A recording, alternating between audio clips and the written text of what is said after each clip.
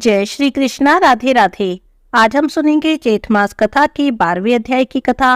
बोलिए कृष्ण भगवान की जय हो, विष्णु भगवान की जय हो। स्कंद जी कहते हैं, हे ऋषियों, कपिल मुनि ने राजा सगर और ऋषिगणों से पूछा कि आप सभी कौन हैं और कहाँ से आए हैं और मेरे पास आने का क्या कारण है। तब वे सभी लोग कहने लगे, हे भगवान, यह परम धर्मात्मा राजा सगर शोक और दुख से व्याप्त होकर आपके पास आए हैं। इस राजा के दुख का कारण आप सुनिए। यद्यपि आप सर्वज्ञ हैं, सब कुछ आपको पता है। हे प्रभु, इस राजा सगर ने अपने 60,000 पुत्रों से युक्त होकर अश्वमेध यज्ञ आरंभ किया। हे मुनिवर, इन्होंने संग्राम में इंद्र को भी जीत लिया।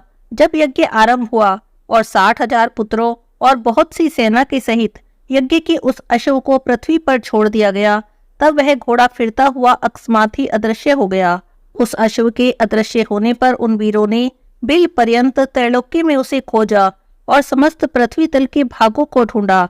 हर तरफ उसे देखा, लेकिन वह कहीं भी नहीं मिला। हे मुनि श्रेष्ठ, उस अश्व को ढूंढते ढूंढते राजा सकर के वे सभी पुत्र पृथ्वी के नीचे इस गुफा में आ गए। हे मुनिवर, इसके आगे का वृतांत हम नहीं जानते हैं। उन सब की बातें सुनकर कपिल मुनि ने कुछ देर ध्यान किया और फिर वे बोले, हे ऋषियों, इस कर्म को गुप्त रूप से करने वाला इंद्र है। यज्ञ के घोड़े को मेरे पास बांधकर वह स्वयं अपने लोक में चला गया। राजा सगर के पुत्र और राज्य के मंत्री और अश्व के रक्षकों ने मुझे चोर समझकर बांध दिया और मुझे मारने पीटने लगे। उसके बाद मेरी क्रोधाग्नि से सारे के सारे सगर पुत्र जल गए हैं। मैंने उन्हें जानकर भस्म नहीं किया। ऋषिवर कपिल ने इस प्रकार कहकर बहुत दुख प्रकट करते हुए विलाप करते हुए राजा सगर को अपने हाथों से उठाया और अपने हाथों से उनके मुख कमल को पूछा और मधुर वचन कहते हुए बोले, हे राजा, तुम भय मत करो। तुम अपने राज्य में जाओ। तुम्हारा 100वां यज्ञ मेरे वरदान से पूर्ण हुआ। मेरे प्रताप से तुम्हें अवश्य ही महेंद्र पद मिलेगा। और इंद्र ने जो दुष्टता की है, उस दुष्ट बुद्धि के कारण अहिल्या में उसकी कामुक बुद्धि होगी और गौतम ऋषि के श्राप से परभंग योनि से वह चिंतित होगा।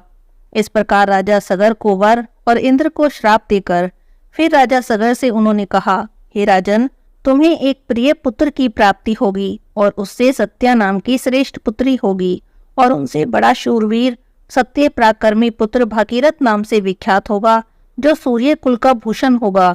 वह अस्त्र और शस्त्र विद्या में कुशल, नीतिमान, सत्यवान और पवित्र आचरण वाला होगा। वह सारी पृथ्वी को जीतकर अति दुष्कर तप करेगा। तप के प्रभाव से गंगा जी को स्वर्ग से अपने पितरों के उद्धार के लिए लाएगा। उस गंगा जी के दिव्य जल के बिंदु स्पर्श से आपके पुत्र दिव्य देहधारी हो जाएंगे और तुम्हारे साथ विष्णु मंदिर वैकुंठ लोक को जाएंगे। इस पृथ्वी पर राजा भागीरथ से लाई जाने वाली श्री गंगा जी भागीरथी के नाम से प्रसिद्ध होगी। महात्मा कपिल ऋषि के वचनों को सुनकर राजा सगर ने कपिल मुनि का ऋत्विजों के सहित पूजन किया और नमस्कार करके अपने नगर को आए। इसके बाद बड़े कष्ट के बाद कुछ समय बीतने पर एक अच्छे दिन मुहूर्त में सती सुभगा को एक पुत्र की प्राप्ति हुई। अनेक गुणों से युक्त दूसरे जयंत के समान वह पुत्र था। वशिष्ठ ऋषि ने आकर उस पुत्र का जात क्रम आदि संस्कार किया। उसके जन्म के समय गोदान और अनेक प्रकार के दूसरे दान देकर सभी को वस्त्र धन आदि देकर प्रसन्न किया गया। 12वें दिन उस बालक का नामकरण संस्कार करके उसका नाम भागीरथ रखा। शुक्ल पक्ष के चंद्रमा की तरह वह प्रतिदिन बढ़ने लगा। उपनयन समय आने पर राजा सगर ने विधिवत अपने पौत्र का उपनयन संस्कार किया। वह राजपुत्र 16 वर्ष की आयु के पूर्व ही हाथी, घोड़ा, रथ आदि समस्त विद्याओं और कलाओं का पूर्ण ज्ञाता हो गया। उसको समस्त गुणों से पूर्ण, राज्य भार को सहन करने में समर्थ, महान तेजस्वी जानकर और मंत्रियों के साथ विचार करके उस सुजन्मा भागीरथ को उन्होंने राज्य दे दिया। अब राजा भागीरथ अपने पितामह का राज्य पाकर समस्त भूमंडल, समस्त पृथ्वी का पुत्र की तरह पालन करने लगे। स्कंद जी कहते हैं, हे ऋषियों, इसके बाद राजा भागीरथ निष्कंटक पूरी पृथ्वी का राज्य करने लगे। एक समय अपने पहले के पितरों के समाचार को सुनकर वे बड़े उदासीन हो गए और समस्त राज्य और खजाने को अपने पितामह राजा सगर के अधीन करके उनकी आज्ञा लेकर दारुण तप करने के निमित्त वे तपोवन को गए। श्री शिवजी को प्रसन्न करने के लिए निराहार रहकर स्थिर चित्त से पंचाक्षरी विद्या ओम नमः शिवाय का वे जाप करने लगे।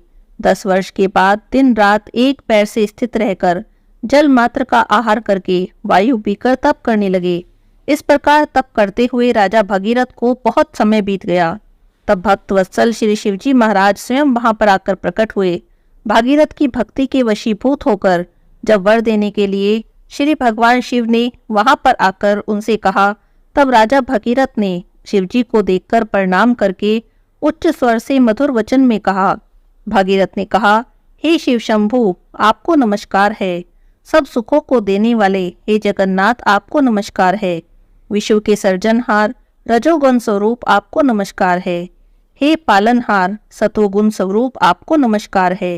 हे सबके पालनहार कर्मों के फलदाता भुक्ति यानी भोग्य पदार्थों और मुक्ति के दाता मन कर्म वचन स्वरूप ब्रह्मीभूत आपको नमस्कार है। वायु को अंदर रोककर ध्यानशील योगी लोग जिन दिरीही शंभु को देखते हैं उन सदाशिव को सदैव नमस्कार है। स्कंद जी कहते हैं, हे ब्राह्मणों, इस प्रकार भागीरथ की स्तुति से प्रसन्न होकर भगवान शिव ने कहा, हे राजन, हम तुमसे बहुत प्रसन्न हैं, तुम हमसे वरदान मांगो। ऐसा सुनकर राजा भगीरथ ने कहा, हे शिव, अगर आप मुझ पर प्रसन्न हैं तो मुझको आप दृढ़ भक्ति प्रदान करें और पितरों की विशुद्धि के लिए सिद्धिदायक गंगा जी को प्रदान करें।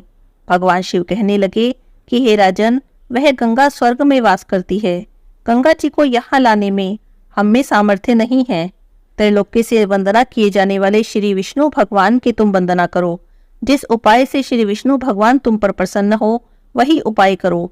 वह प्रसन्न होकर स्वयं तुम्हारे पास चले आएंगे। हम उस परम गुप्त व्रत को तुमसे कहते हैं। हे राजन, प्रथम सूर्य पुत्र ने भगवान विष्णु की स्तुति की, नमस्कार कर उन्हें प्रसन्न किया। प्रसन्न होकर भगवान विष्णु ने उस योग्य व्रत को करने के लिए उनसे कहा और उसकी विधि भी उन्हें बताई। इसके बाद बहुत दिनों तक भगवान विष्णु ने उस व्रत को गुप्त रखा। इस समय उस व्रत को मैं तुमसे कहता हूँ, तुम विधि पूर्वक उस व्रत को करो। ज्येष्ठ महीने में प्रातःकाल उठकर विधिवत स्नान करो और त्रिविक्रम यानी वामन भगवान का पूजन करो। पंचाग्नि का सेवन, ब्राह्मणों को दही और चावल का दान और श्रेष्ठ जल का दान करो। इस प्रकार 1 महीने तक व्रत करने से भगवान प्रसन्न होंगे और समस्त पापों का नाश करने वाली उस स्वर्ग वाहिनी गंगा को लाएंगे। उन भगवान विष्णु की स्तुति और नमस्कार करके उनसे परम पावनी गंगा जी के लिए राजा भगीरथ ने याचना की। तब भगवान विष्णु प्रसन्न हुए और बोले, हे भगीरथ, मंदाकिनी के पवित्र तट पर तुम मेरे साथ चलो। वहां चलकर जप, हवन, स्नान, द्विज तर्पण, ब्राह्मण भोजन और भक्ति युक्त चित्त से अनशन व्रत करो। भगवान विष्णु के वचनों को प्रमाण मानकर राजा भगीरथ ने भगवान विष्णु के साथ मंदाकिनी के सुंदर तट भाग में स्थित होकर विष्णु भगवान के कहे अनुसार व्रत का परम भक्ति से अनुष्ठान किया। तब श्री गंगा देवी प्रसन्न हो गई और राजा भगीरथ के सामने सुंदर नेत्रों वाली स्त्री के रूप में प्रकट हुई। यही त्रिपथा गंगा है, ऐसा जानकर भागीरथ जी ने इनकी बड़ी स्तुति की। तब मंदाकिनी देवी प्रसन्न होकर बोली कि हे राजन, तुम मुझसे वर मांगो।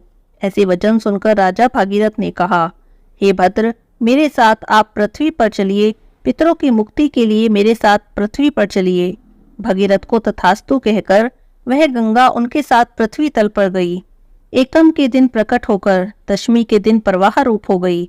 लोक को पवित्र करने के लिए इस पृथ्वी पर अवतीर्ण हुई। उसके बाद भागीरथ जी ने गंगा जी के दिव्य जल से अपने पितरों को प्लावित किया और गंगा जल से प्लावित में सभी भस्म राशि सगर के पुत्र दिव्य देहधारी हो गए और सभी विमान में बैठकर वैकुंठ को गई। बोलिए श्री भागीरथी गंगा की जय हो, विष्णु भगवान की जय हो। आगे की अध्याय की कथा हम कल सुनेंगे। बोलिए श्री कृष्ण भगवान की जय हो।